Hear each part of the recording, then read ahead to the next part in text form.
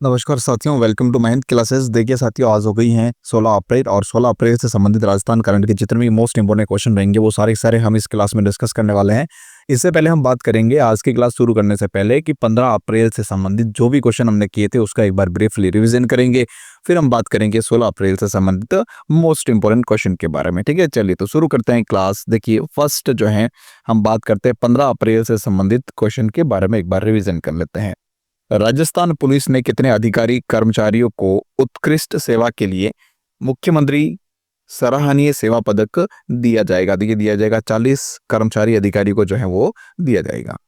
फिर हाल ही में भारत रत्न बाबा साहब डॉक्टर भीमराव अंबेडकर की कौन सी जयंती मनाई गई? तो 134वीं जयंती हाल ही में मनाई गई है। हाल ही में 12 जिले में बर्तन बैंक योजना का शुभारंभ कब किया गया? तो ये किया गया 12 अप्रैल 2025 को। ठीक है, चलिए फिर नेक्स्ट बात करते हैं आगे।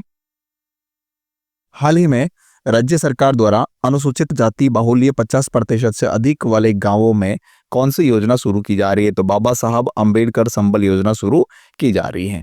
मुख्यमंत्री आयुष्मान बाल संबल योजना के तहत 18 वर्ष तक के बच्चों को 56 दुर्लभ बीमारियों के लिए कितने रुपए तक की निःशुल्क चिकित्सा सहायता उपलब्ध करवाई जाती है? तो 50 लाख रुपए तक की चिकित्सा सुविधा जो है वो उपलब्ध करवाई जाती है। हाल ही में Ambedkar institute of constitution studies and research की शुरुआत कहां पर की गई? तो ये जयपुर के अंतर्गत जो है इसकी शुरुआत की गई।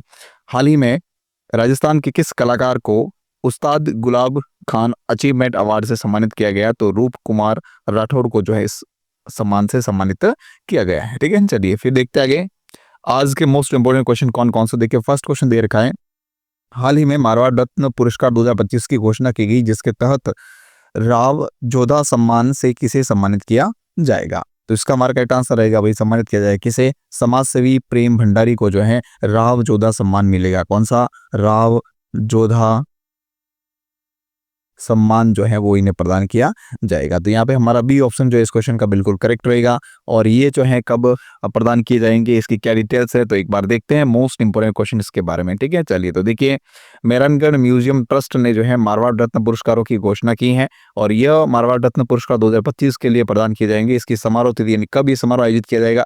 12 मई 2025 को समारोह आयोजित किया जाएगा और उस समारोह के माध्यम से जो है ये मारवाड़ नहीं, मारवाड़ रत्न पुरस्कार 2025 जो है वो प्रदान किए जाएंगे। ठीक है ना, कहां पर आयोजित किया जाएगा समारोह? तो मेहरानगढ़ दूर जोधपुर में आयोजित होगा।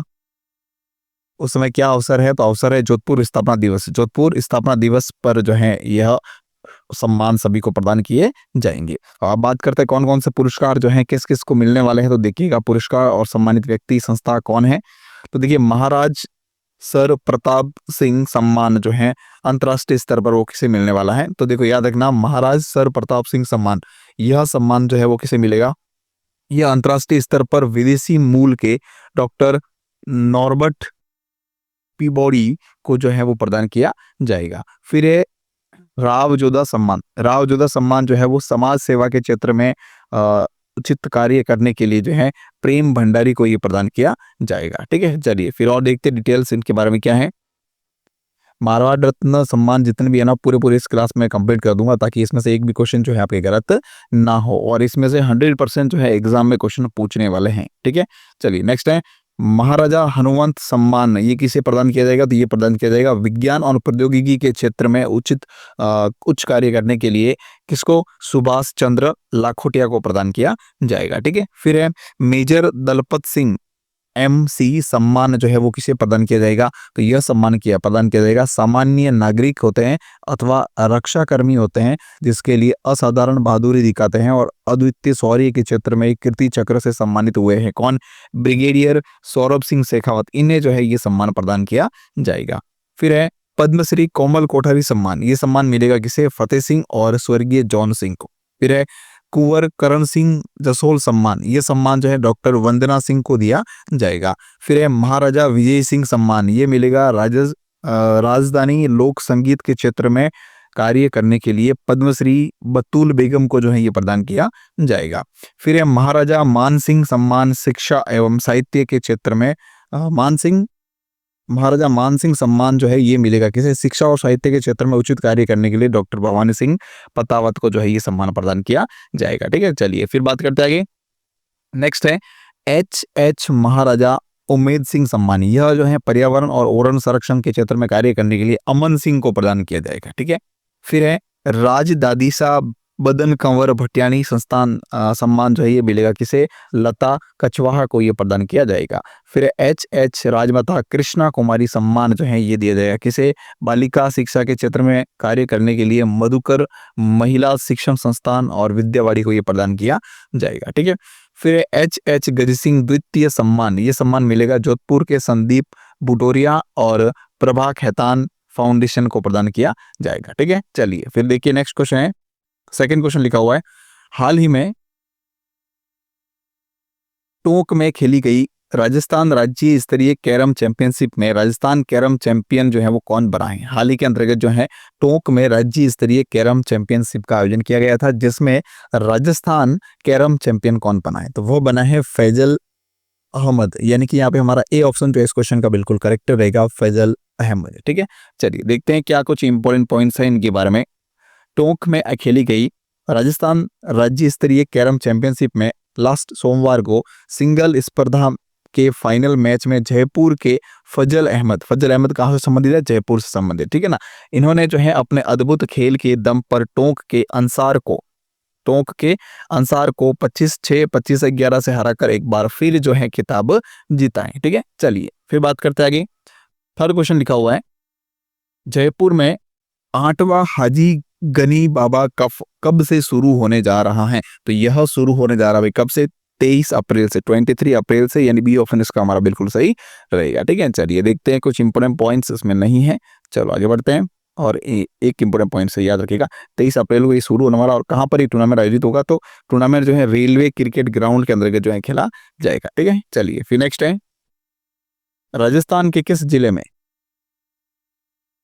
शॉर्ट माई कॉलेज समिट 2.0 का आयोजन किया जाएगा, तो यह जो है वो आयोजित किया जाएगा कहां पर, इसका आयोजन किया जाएगा जयपुर के अंतर्गत, यानी डी ऑप्शन यहाँ पे हमारा इसका बिल्कुल करेक्ट रहेगा। ठीक है, चलिए देखते हैं क्या इंपोर्टेंट पॉइंट्स इसके बारे में दे रखा है। तो युवाओं के लिए शॉर्ट माई कॉलेज समिट 2.0 का आयोजन किया जाएगा, कब, 18 से लेकर 20 अप्रैल 2025 तक इसका आयोजन होगा। कहां पर होगा, तो राजस्थान इंटरनेशनल सेंटर जयपुर के अंतर्गत इसका आयोजन किया जाएगा। ठीक है, चलिए फिर नेक्स्ट है, हाल ही में राजस्थान के किस खिलाड़ी का अंडर 23 एनसीए के लिए चयन हुआ है, तो चयन हुआ है किसका, कौशल्या चौधरी का, यानी यहाँ पे ए ऑप्शन हमारा इसका बिल्कुल करेक्ट रहेगा। ठीक है, चलिए देखते हैं क्या इंपोर्टेंट पॉइंट्स हैं इनके बारे में। राजस्थान की कौशल्या का अंडर 23 एनसीए के लिए चयन हुआ है। बीसीसीआई की अंडर 23 क्रिकेट प्रतियोगिताओं में शानदार प्रदर्शन करने वाली राजस्थान की युवा क्रिकेटर कौशल्या चौधरी का चयन बीसीसीआई महिला चयन कमेटी ने आगामी 21 अप्रैल से 15 मई के दौरान बेंगलोर एनसीए के अंडर 23 महिला इमर्जिंग हाई परफॉर्मेंस प्रशिक्षण शिविर के लिए किया गया है। ठीक है, मतलब इनको जो है वहां पर प्रशिक्षण दिया जाएगा। ठीक है, चलिए फिर देखते हैं आगे। 6 नंबर क्वेश्चन दे रखा है, हाल ही में राजस्थान पशु विज्ञान एवं पशु चिकित्सा विश्वविद्यालय बीकानेर में किसके द्वारा अरुंधति कन्या छात्रावास का शिलान्यास किया गया, तो अरुंधति कन्या छात्रावास का शिलान्यास जो है हाल ही में राजस्थान के राज्यपाल जो हैं कौन, श्रीमान हरिभाऊ बागड़े, इनके द्वारा जो है यह शिलान्यास किया गया, यानी बी ऑप्शन इसका हमारा बिल्कुल करेक्ट रहेगा। ठीक है, चलिए देखते हैं क्या कुछ इंपोर्टेंट पॉइंट्स हैं इनके बारे में। तो राज्यपाल श्री बागड़े ने लास्ट मंगलवार को राजस्थान पशु विज्ञान एवं पशु चिकित्सा विश्वविद्यालय बीकानेर के 8वें दीक्षांत समारोह की अध्यक्षता की है, और इस दौरान उन्होंने राज्यपाल ने विश्वविद्यालय के त्रैमासिक न्यूज़लेटर के नवीनतम अंक, साथ ही विश्वविद्यालय की 1 वर्ष की प्रगति पुस्तिका का लोकार्पण किया है। उसके अलावा विश्वविद्यालय में 2 करोड़ रुपए की लागत से बनने वाले अरुंधति कन्या छात्रावास का शिलान्यास भी किया है। कितनी लागत आई थी, 2 करोड़ रुपए की। ठीक है, चलिए आगे देखते हैं। नेक्स्ट क्वेश्चन, कुछ इंपोर्टेंट पॉइंट्स और भी हैं, चलो ये भी देख लेते हैं।